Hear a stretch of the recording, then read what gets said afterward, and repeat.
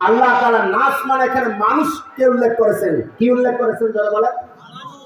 ইনসানের আরেকটা শব্দ হলো নাস, আর এই নাস শব্দের অর্থ হলো মানুষ। আর বান্দা বলে যে কি এই আউল বাউল ফাউল যাকে বলে যে আল্লাহ সূরা কুরআন শরীফের শেষ সূরা নাসের মধ্যে আল্লাহ নাচতে কইছে। নাউযুবিল্লাহ, জোরে বলেন না নাউযুবিল্লাহ। এগুলোরে যদি এই দেশটা যদি কোরআন অনুযায়ী যদি রাষ্ট্র চলতো, কোরআন অনুযায়ী যদি সংসদ চলতো, কোরআনের পক্ষে যদি আমরা সিলমারিয়া যদি কোরআন যদি রাষ্ট্রে কাজ করতে পারতাম, এগুলোর এবং এখন পর্যন্ত আরো অনেক কারণ ফলটা বিভিন্ন কথা বলেছে, সেগুলোর বিচার হয় না, এটারও কোনো বিচার হয় না।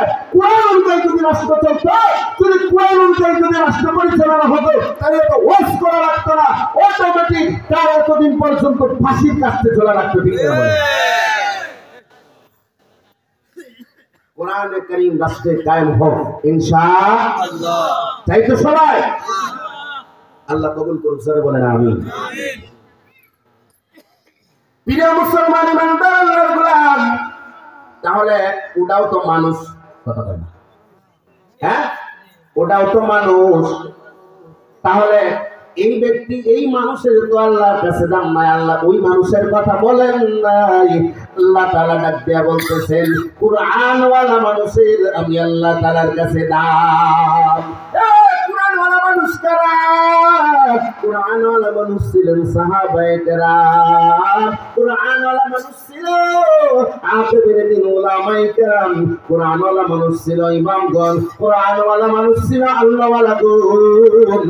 তাদের মারা মা, পর্দার অন্তরালের মা বোনেরা গো, ভালো করে শুনে রেখে দাও তোমরা। কারণ গাছ যদি ভালো হয়, ফল ভালো হয়, উস্তাদ যদি ভালো হয়, ছাত্র ভালো হয়, যদি পীর ভালো হয়, তার মুরিদ ভালো হয়, মা বাবা যদি ভালো হয়, সন্তান ভালো হয়। ঠিক কিনা বলে? তুমি যদি দুনিয়াতে পিঠা বানানোর জন্য শ্বাসের মধ্যে যদি ময়লা থাকে রে মা, তাহলে ওই শ্বাসের পিঠা ভালো হবে না মন্দ হবে?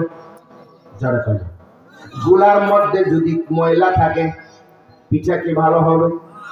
তাহলে আমাদের মধ্যে আছে গোলা আর বান্নাদের মধ্যে আছে মারা হচ্ছে খোলা। যদি গোলা আর খোলা দুইটাই যদি ভালো না হয়, তাহলে কিন্তু বান্দারে ওরে বান্দিরে, তাহলে তোমার সন্তানের মধ্যে ভেজাল হবে। ঠিক কিনা যারা বলে? যার নাম শুনে মুসাফা করে কুয়া নেওয়ার জন্য হাজার হাজার লক্ষ লক্ষ মানুষ দৌড়ায়, ওই মা বাবার জীবনটা কত ধন্য। ওরে যেই মা বাবার সন্তান হয় কোরআনের আলেম, কথা বলেন ঠিক কিনা? ওই মা বাবার জীবনটা কত ধন্য, যেই মা বাবার সন্তান হয় কোরআনওয়ালা, যেই মা বাবার সন্তান হয় নামাজ পড়নেওয়ালা। এরে মা, এরে বাবা, এই সন্তানের মা বাবা ভালো করে শুনে রেখে দাও। যাদেরকে সন্তান হয় না, কত মাহফিলে যায়, বাংলাদেশের বিভিন্ন জায়গায় আল্লাহ নিয়ে যায়, বিভিন্ন জায়গায় কতজন এসে বলে হুজুর দোয়া করেন, 5 বছর 10 বছর 20 বছর বিয়ে কথা করলাম, 15 বছর বিয়ে করলাম, এখনো সন্তান আদি হয় না, হুজুর দোয়া করেন যেন আল্লাহ একটা সন্তান দেয়। লক্ষ লক্ষ টাকা খরচ করার পর সন্তান হয় না, আছে না নাই? জোরে বলেন। নাকি মাগুরার মধ্যে এরকম নাই? আছে না? আল্লাহ তোমার সন্তান দিল,